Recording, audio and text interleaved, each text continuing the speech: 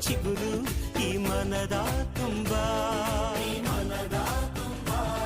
ಈ ಬೇವು ಈ ಬೆಲ್ಲ ಸವಿದಾಗ ಹಬ್ಬಬ್ಬ ನಗೆಯ ಹೊನಲು ಈ ಮನೆಯ ತುಂಬ.